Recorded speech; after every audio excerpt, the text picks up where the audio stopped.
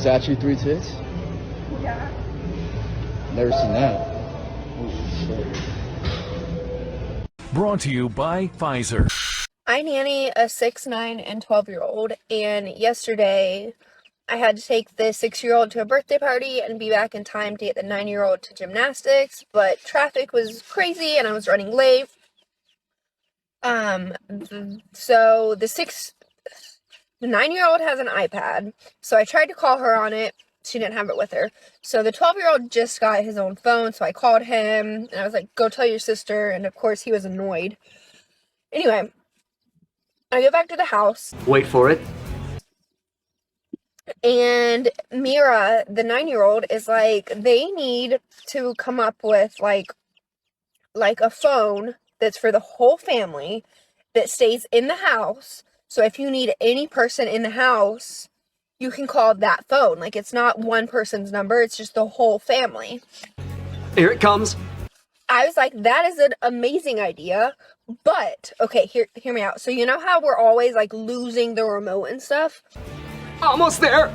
For this phone, let's attach it to a cord, maybe, like, stick it on the wall, so that if there's an emergency, we can always find it. It can't leave the house. And it's for the whole family. So we're not techie people. We don't know how to, like, invent things. But if you're, like, a developer of stuff, reach out, because we think it's an awesome idea and maybe a moneymaker. Wow. Legendary. I want to thank, of course, our nation's champion, President Biden, for your leadership and commitment to lowering costs for working families in every way.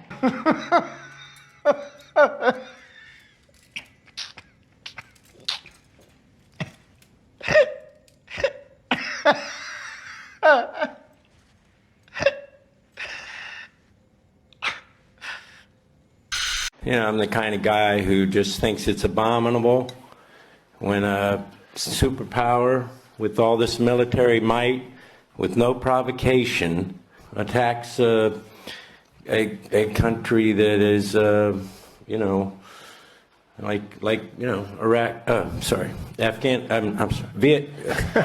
Korea. No, sorry, Ukraine. Oh. Talking about shenanigans, right?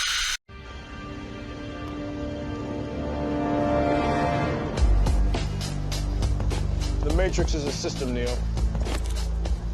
That system is our enemy. But when you're inside, you look around, what do you see? Businessmen, teachers, lawyers, carpenters, the very minds of the people we are trying to save. But until we do, these people are still a part of that system, and that makes them our enemy. You have to understand, most of these people are not ready to be unplugged. And many of them are so inert, so hopelessly dependent on the system, that they will fight to protect it. Were you listening to me, Neo? Or were you looking at the woman in the red dress?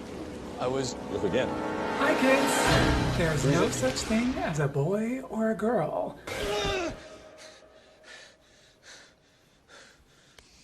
SpaceX CEO Elon Musk has recently confirmed a report that last year Musk blocked access to his Starlink satellite network in Crimea. Should there be repercussions for that? Not at all, Jake. Elon Musk saved the world from a bigger war by refusing to accept Zelensky's demands. Really? None of this concerns you? Not at all, and I think you should be happy about it too, but you're not, because you work for CNN, and CNN is a warmonger who profits more as the war escalates. So, f*** you, Jake. For a fact that he's poisoned his own people. He doesn't believe in the worth of each individual. We must do everything we possibly can to stop the terror. Now watch this drive. Mr. Bush, when are you going to apologize for the million Iraqis that are dead because you lied? You lied about weapons of mass destruction. You lied about connections to 9/11. You lied about Iraq being a threat. You sent me to Iraq. You sent me to Iraq in 2003. My friends are dead. Joshua Brazil. You killed people. You lied. You lied about WMD. A million Iraqis are dead because you lied. My friends are dead because you lied. You need to apologize. and Iraq is free. You don't have to go to hell. You're in hell. This is hell. This is hell. This is hell. Because democracy basically means government by the people, of the people, for the people. But the people are retarded. Then strangled them, and finally dismembered their bodies. Right. Then do Available. and homelessness and all that. And now, the voice you've been waiting for. There is a secret zone at the center of the world, and its sound is like razors through flesh. I'm here to turn up the volume.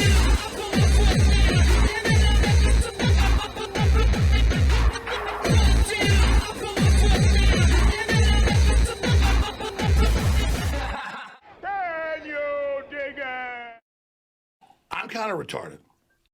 Let's start off by talking about one of the most notoriously hideous motherfuckers walking the face of the planet today. After the antitrust action that came about in the 90s for him being a fucking scumbag in the computer software arena, he decided to try to rebrand himself and pledged that he's gonna be giving away half of his fortune, donating it to charity. But then the charity turned out to be his own charity, and magically, giving away half of his money quadrupled his net worth. You gotta love that. Oh yes, I'm such a good person that I'm gonna be donating all my money. But then magically, that money I gave away turned into a whole lot more money coming back to me. And in addition to getting involved with GMOs and now putting vaccines into the food supply, as well as genetically modified mosquitoes, synthetic meat, becoming the US's largest holder of farmland, owning the Four Seasons, etc., etc., he's now decided to expand his philanthropy to include beer, as if you didn't need another reason to boycott Bud Light already, and Anheuser-Busch in general for that matter. This asshat decided to buy up almost $100 million worth of Bud Light stock. I guess he seems to think that it's gonna have some massive rebound. But now when I go out, anybody I see drinking Bud Light will be getting the shit ridiculed out of them. And I encourage all of you to do the same. People seem to underestimate the efficacy of ridicule. If you're doing something dumb or bad, people can try to explain it to you with all the logic in the world. And there's a good chance you just won't care. But when people make fun of your ass for something, it tends to have way more of an impact. So I salute you, Bill Gates, for putting what should be the final nail in the coffin of Bud Light. Fuck 'em. And in other dipshit moves this week, the governor of New Mexico decided that she was going to declare a public health emergency and ban people from being able to legally carry guns. And this was met with immediate backlash from people pointing out that That's illegal. What you're doing is illegal. even a lot of the normally rabid gun control crowd was crying foul on this. I mean, you had David Hogg, arguably the most insufferable gun control nut out there, saying, "I support gun safety, but there is no such thing as a state public health emergency exception to the US Constitution." It should be right about then that you know you fucked up. And a little side irony to this was, apparently he'd never heard of the pandemic, you know, when they told people, oh, we have a health emergency, so you can't gather in groups to protest, you can't even go to church, and you can't have unapproved opinions on treatments, even if you are a doctor. So shit, man, even when this kid's right, he's still wrong. But anyways, this New Mexico governor really shit the bed here. Now she's got the Republican legislature looking at impeaching her because it is against the law to deprive people of constitutional rights under color of law. And a whole bunch of sheriffs have already come out and said they won't be enforcing this. And then they had a big march with people open carrying in the historic district in Albuquerque, basically daring them to try to enforce this shit. I don't know who it was that advised this Karen-looking dumbass that she should do this, or if she just woke up and decided.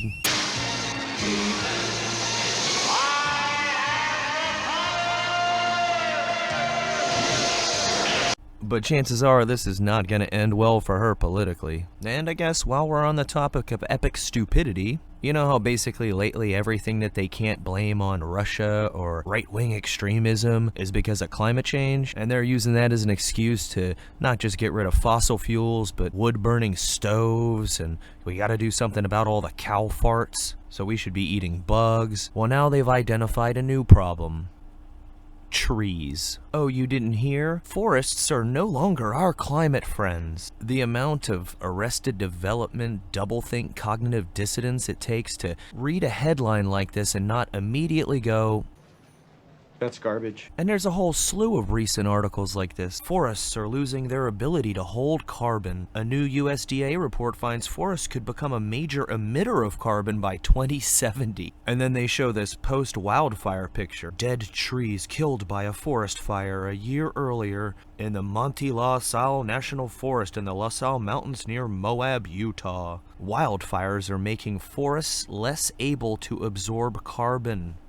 Well, no fucking shit. Yeah, what a profound fucking statement. Wildfires are making forests less able to absorb carbon. Never mind the fact that they don't really fucking absorb carbon, they convert it. It's not like they just hold onto it like a sponge. It's converted into oxygen in the photosynthesis process. So what the fuck are you even talking about? What is this ass-backwards logic? Oh, we should just get rid of trees because, you know, they might burn down, and then there'll be carbon. Never mind the fact that in places like Canada and California, for years now, they've been scaling back their efforts to clear underbrush and dead limbs, things that fuel forest fires and help them spread out of control. And let's not forget all the arsonists, the ones that start these fucking fires. They never want to talk about that. In fact, you can find articles on PolitiFact and Snopes about how it's a conspiracy theory that these wildfires are being set by arsonists. But people keep getting arrested. Shit, they arrested 79 fucking people in Greece alone for their recent wildfires. And also, these fucking droughts that are supposedly all because of carbon dioxide shouldn't even be a thing because of the admitted cloud seeding technology. You had people like LBJ even talking about this shit 50 fucking years ago. It lays the predicate foundation for the development of a weather satellite that will permit man to determine the world's cloud layer and ultimately to control the weather, and he who controls the weather will control the world. But none of that shit gets presented to the normies. They just get up there on the news and say, oh, you've got to do your part. We're trying to save the world here. When they don't give a fuck about the world, they just give a fuck about having an excuse to control people's behaviors. That's what this is really all about. And as for this new resurgence of the coof, turns out that somebody was right again. Now all of a sudden we've got all these high-profile people coming out saying, oh, I've now tested positive. From the First Lady, Dr. Jill Biden, down to Whoopi Goldberg. As you can see, Whoopi is not here. She has COVID. Yes, it's back. It's back. It's back. It's strange how excited they seem. It's back. It's back. It's back. I can't quite decide if it's excitement that we get to bring the fear back or just that they don't have to put up with her insufferable ass for that episode. Maybe it's both. But regardless, it's definitely just a coincidence that the latest, greatest booster comes out this week. But a lot of people are going to be jumping right back on this fear bandwagon. And again, the best way to deal with it, ridicule. And it has the added benefit of also being fun. Look at this idiot with the mask on. I'm gonna take care of her. You, with the mask on. COVID is over. Lower your mask, drop your phone, put your hands at 10 and 2. The light's green. Go. When you see somebody riding alone in their car, windows up and mask on, they should be laughed at, should be made fun of. I just don't have any sympathy for that kind of stupidity anymore. After all the shit that the supposedly anti-science crowd had to go through for the past 2.5 years, and all the awful things that were said to and about us, it's fucking payback time. And also, somewhat related to this, for quite some time you've had people from Bill Gates to Fauci talking about the next pandemic. And there's a few people that have posited that maybe that's gonna be something like a hemorrhagic fever, something like Ebola or Marburg. And I see a lot of stupid, crazy shit floating around out there. But when I saw this, it made me pause. This lady was one of the first actual doctors to go against the grain when it came to the coof, and turned out to be right about a hell of a lot of it. So I'm not quite sure what to make of this one. I just feel like it's worth mentioning, especially considering they're planning on doing a nationwide emergency alert test on October 4th. I don't know, maybe I should have my thinking cap on right now, but I just wanted to mention it real quick. And I also wanted to briefly mention our dingbat vice president. Want to hear the most annoying sound of the world?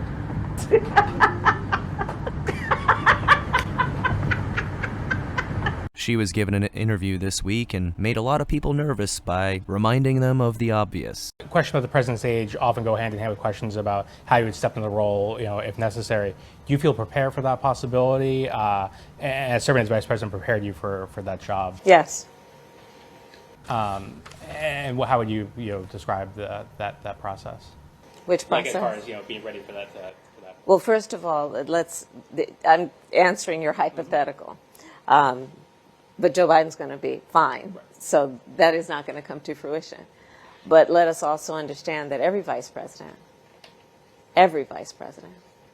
understands that when they take the oath, that they must be very clear about the responsibility they may have to take over the job of being president.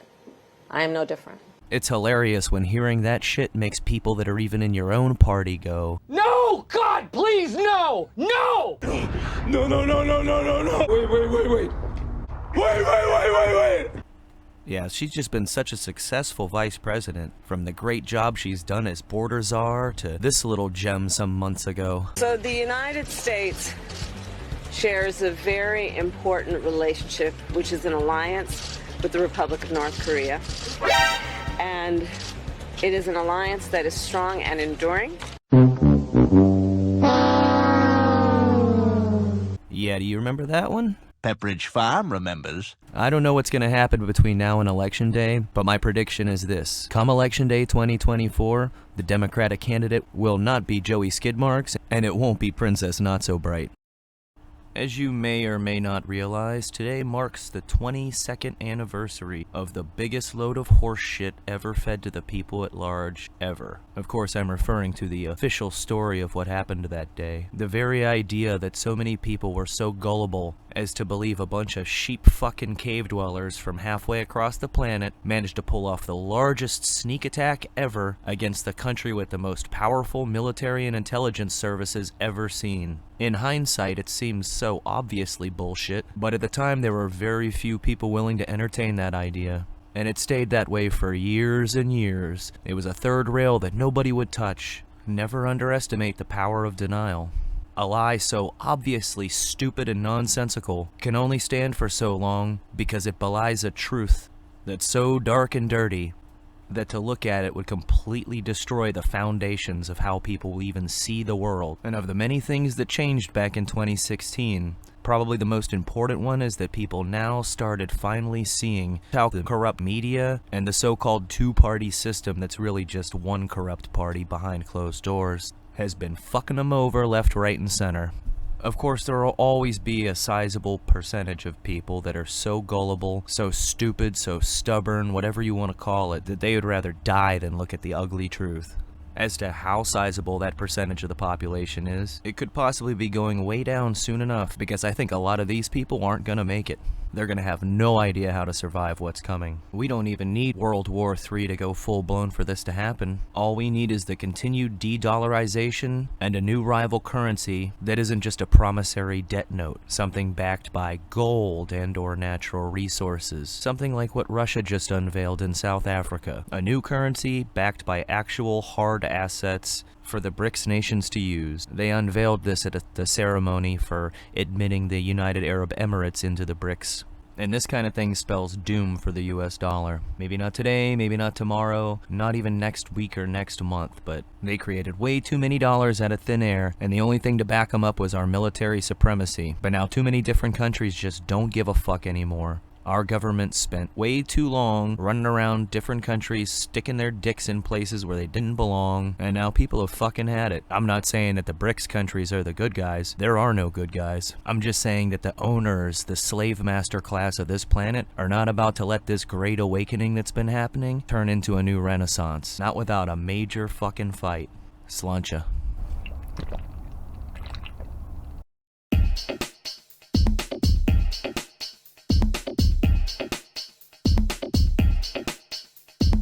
All I have in this world is my thoughts and my word, and I don't break them for no one. You understand?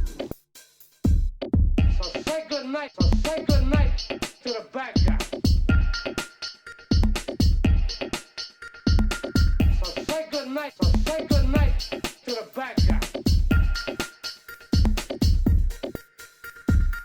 So say good night to the bad guy.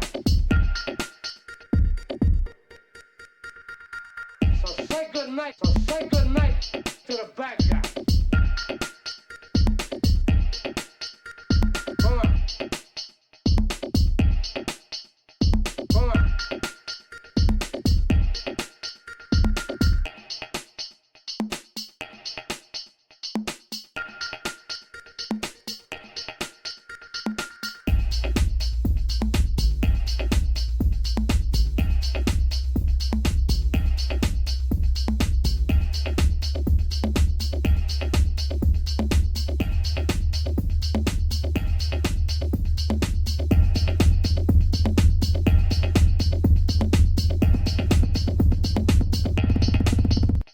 Come on.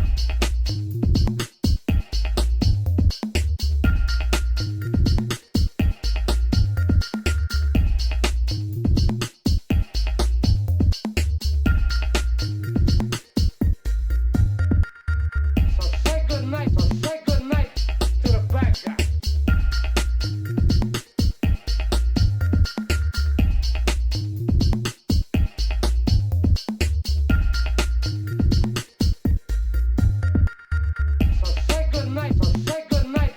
the bad guy. So say good night to the bad guy.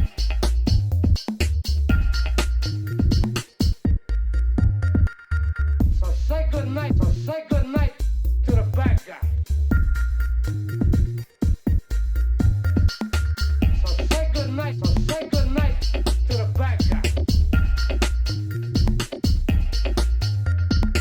So say good night to the bad guy. So say good night to the bad guy.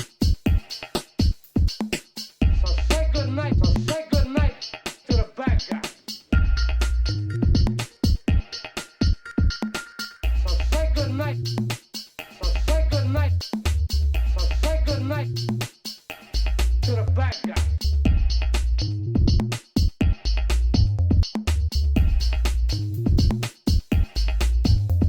I told you, don't fuck with me. I told you, don't fuck with me.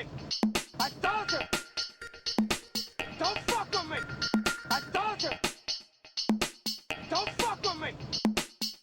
You stupid fuck. Look at you now.